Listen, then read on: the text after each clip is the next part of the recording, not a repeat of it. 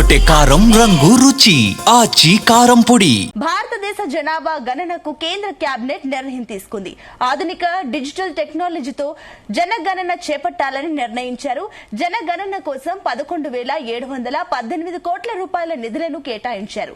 2027లో 2 దశల్లో జనగణన పూర్తి చేసే విధంగా చర్యలు చేపట్టాలని చర్చించారు.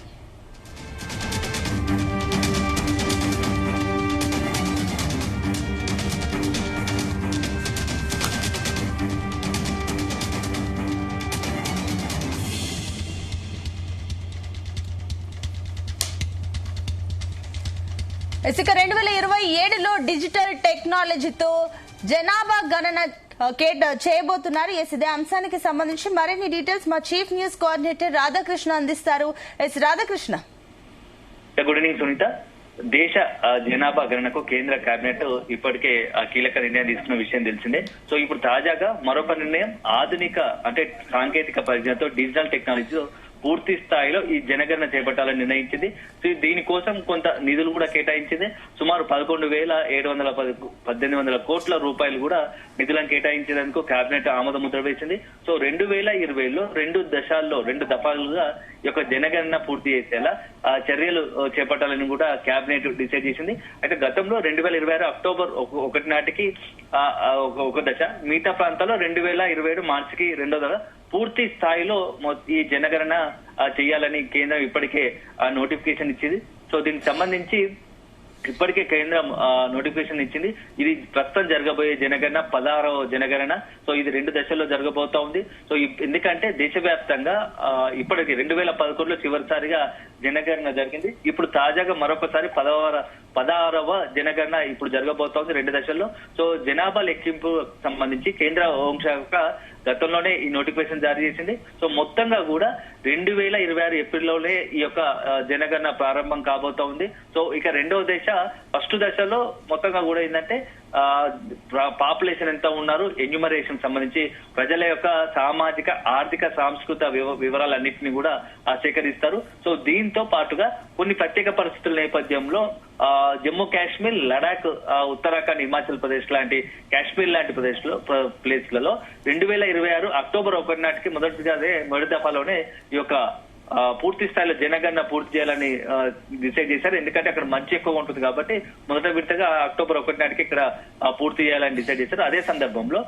దేశంలోని ఇప్పుడు మిగతా ప్రాంతాల్లో 2027 మార్చి 1 నాటికి ఈ పూర్తి స్థాయిలో జనగణన పూర్తి చేయాలని చెప్పేసి కేంద్రం ఇప్పటికే నోటిఫికేషన్ లో పెరిగింది. సో ప్రజలు తమ వివరాలు, కొంతమంది ఏంటంటే డోర్ టు డోర్ దీనికోసం సుమారుగా 34 లక్షల మంది ఎన్యూమరేటర్లను అంటే దాదాపుగా 1,30,000 మందితో ఒక సిబ్బంది ఏర్పాటు చేశారు. సో దీని మొత్తానికి కూడా 13,000 కోట్లు అంచనా అయితే మొదట భావించినప్పటికీ దీనికి ప్రస్తుతం కేబినెట్ మాత్రం 11,000 కోట్లకు సంబంధించి కొంత చిల్లర అమౌంట్ 11,818 కోట్లను కూడా నిధులను వెచ్చిస్తుంది. సో మొత్తం కూడా చాలా అత్యంత ప్రతిష్టాత్మకంగా, అత్యంత అంటే పారదర్శకంగా ఈ యొక్క జనగణన చేయాలని భావిస్తోంది. ఎక్కడా కూడా తీసుకున్న ప్రజల వివరాలు గోప్యతను పాటించాలని చెప్పేసి కూడా భావిస్తోంది. సో ఇక్కడ దీంతో పాటుగా మొత్తం ఈ జనగణనలో భాగంగా ఈ కులగణన కూడా వస్తుంది. సో ఎక్కడ ఏ రాష్ట్రంలో ఎంత జనాభా ఉన్నారు, బీసీలు ఎంతమంది ఉన్నారు, ఎస్సీలు, ఎస్టీలు, అంటే ఓబీసీలు, మొత్తంగా కూడా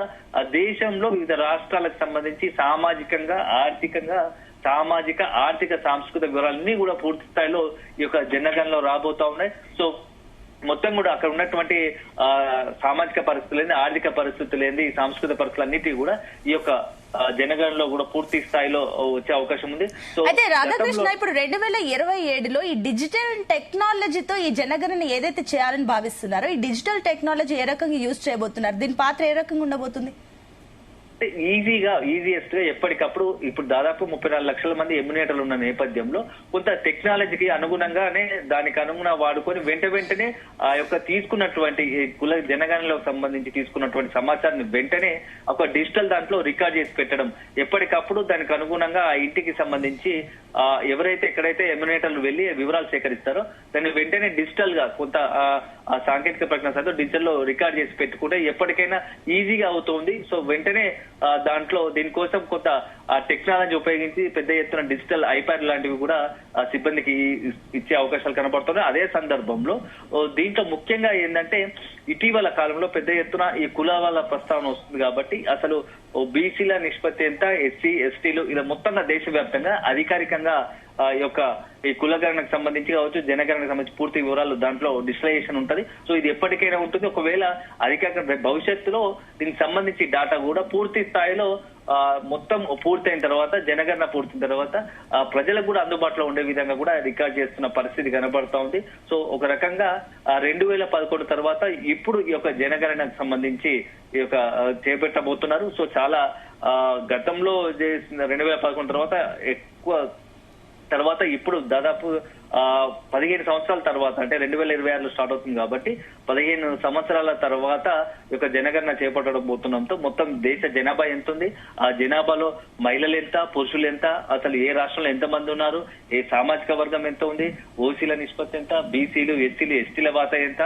సో దాంతో పాటుగా జనాభా దాని ప్రాతిపదికన ఇప్పుడు నియోజకవర్గాల పునర్విభజన ఉంటుంది కాబట్టి ఇటు తెలుగు రాష్ట్రాలతో పాటు దేశవ్యాప్తంగా కూడా ఆ పార్లమెంట్ కు సంబంధించి అదేవిధంగా అసెంబ్లీకి సంబంధించి ఆయా రాష్ట్రాల్లో అసెంబ్లీకి సంబంధించి పెంపు ప్రతిపాదన ఉంది. దానికి అనుగుణంగానే నెక్స్ట్ ఇప్పుడు జరగబోయే 2029లో జరగబోయే ఎన్నికల లోపే ఈ యొక్క జనగణన పూర్తి చేసి దాని ప్రాతిపదికనే ఈ యొక్క మొత్తంగా కూడా జనగణన తర్వాతనే ఆ నియోజకవర్గాల పెంపు కావచ్చు, లేకుంటే రిజర్వేషన్ అంశం కూడా మరొకసారి తెరపైకి వచ్చే అవకాశం ఉంటుంది. ఆ రకంగా ఆ జనంలో ఉన్నటువంటి అక్కడ ఉన్నటువంటి సామాజికంగా ఉన్నటువంటి వర్గాల ప్రాతిపదికనే రిజర్వేషన్ల కేటాయింపు జరుగుతోంది. సో నియోజకవర్గాలకు సంబంధించి మరొకసారి మాడిఫై చేసే అవకాశం ఉంది. ఎందుకంటే ఇప్పటికే కొన్ని రాష్ట్రాలకు సంబంధించి రిజర్వ్డ్ ఎస్సీ ఎస్టీ ఉన్నాయి. సో దీంతో పాటు ఇప్పుడు అదనంగా కూడా పెరిగే అవకాశం ఉంటుంది. ఎందుకంటే 2011లో చివరిసారిగా చేశారు కాబట్టి ఆనాటి పరిస్థితుల దృష్ట్యా, ఆనాటి సామాజికంగా ఉన్నటువంటి దృష్ట్యా ఆ నియోజకవర్గాలకు సంబంధించి పునర్విభజన జరిగింది.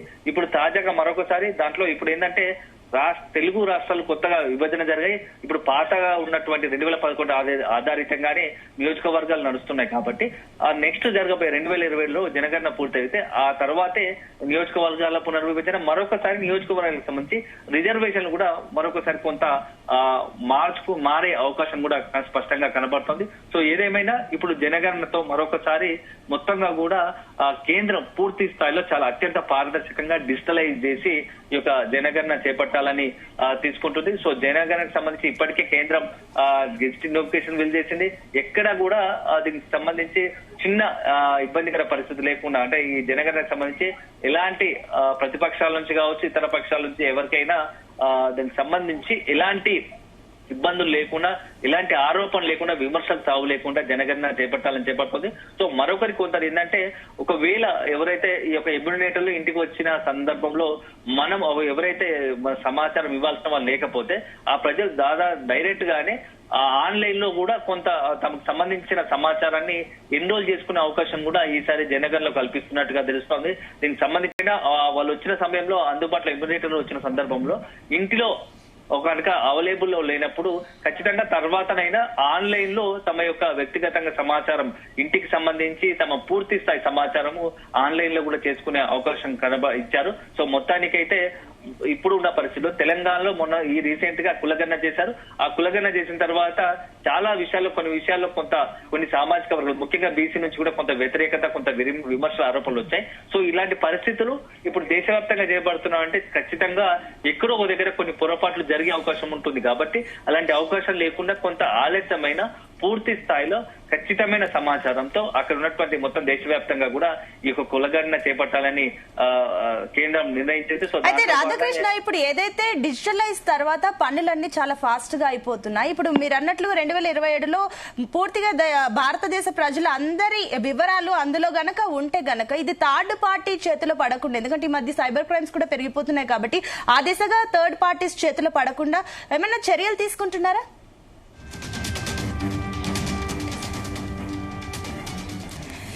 ఇక భారతదేశ జనాభా గణనకు కేంద్ర కేబినెట్ నిర్ణయం తీసుకుంది. ఆధునిక డిజిటల్ టెక్నాలజీతో జనగణన చేపట్టాలని నిర్ణయించారు.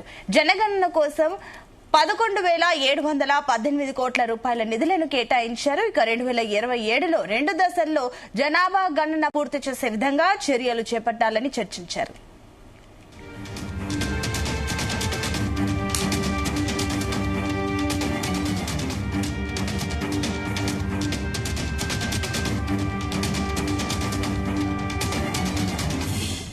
గుమగుమల వంటలే వంటలే తెరకొట్టే కారం రంగు రుచి ఆచి కారం పొడి.